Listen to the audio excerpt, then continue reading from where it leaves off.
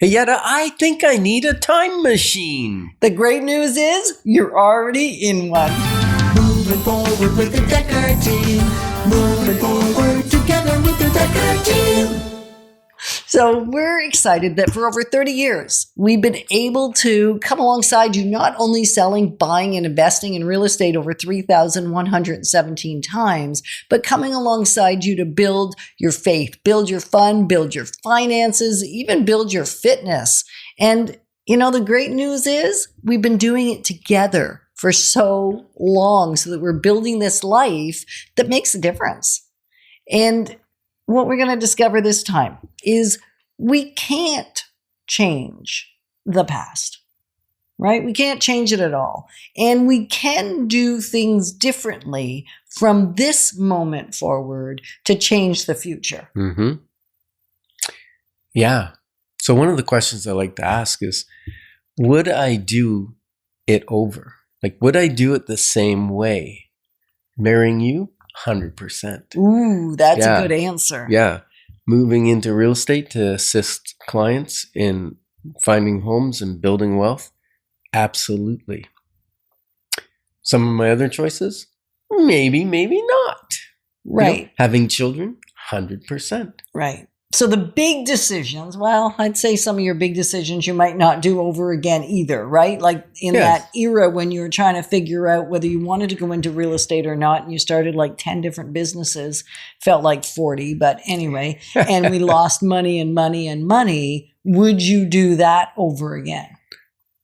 Probably. Right, because of the lessons learned. You got to find yourself and learn lessons. But there are some things you might go, ooh, that was a poor decision. Right. So what's on your mind? When I say, would I live it over again? It's just basically I want to reflect on my micro decisions like we were talking about in the previous session. The micro decisions add up over time. Right. Like Darren Hardy's book about the compound effect. He talked about somebody that chewed tobacco, and first while, not really much impact, but later on, he had cancer in his mouth from chewing tobacco. Right. And so it's the long-term effect of our micro decisions. Right. That's when I say, well, let's look back and say, ooh, would I make that decision again? Well, let's make a different decision now. Right. Knowing what the result might be. Right. Or what we've seen it to be. Yeah. But sometimes it's too late. Right. Like when you have cancer and have to cut out part of your mouth, it's too late. But we can learn from other people's decisions, and we can learn, like, sometimes our body just starts to feel sick. Mm. We go, oh, like recently I've been ill, and it's been, head cold and flu type symptoms and whatever. And it's because I was burning the candle at both ends of the stick. I was doing too much, too long, too much stress, not enough break. And so, it wears you down. Right. So now I got to make a different decision. I need to book in more time off. I need to sleep longer.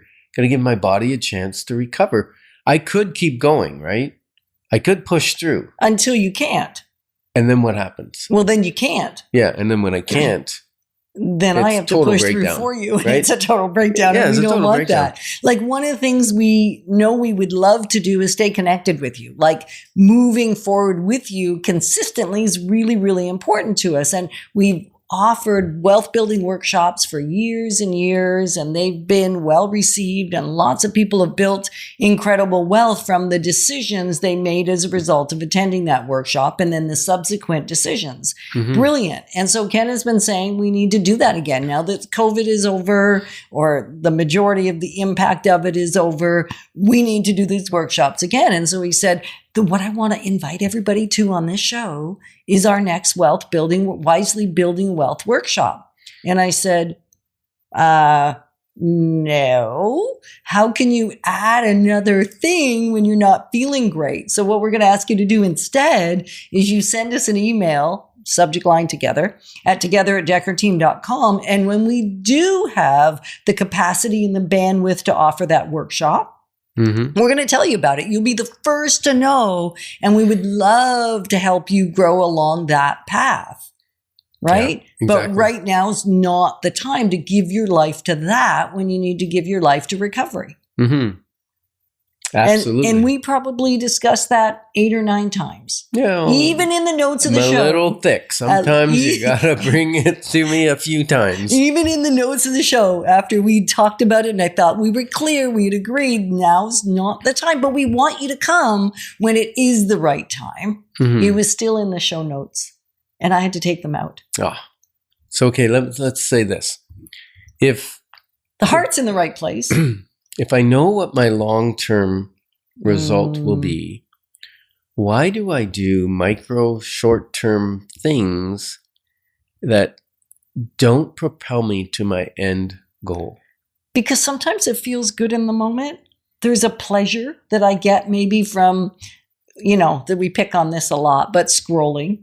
Like you put a timer on your scroll device so that after, I think it's 10 or 15 minutes. Is it 15? I think I'd set it up at 10 originally. But anyway, at 10 or 15 minutes, you can't go any further than that. So are you willing to give 15 minutes of your life every day? And you know what? I'm shocked. It gives me a warning. Like it says, you got 5 minutes left today or whatever. And I was like, I couldn't have been on there for 10 minutes. It's like I just opened it.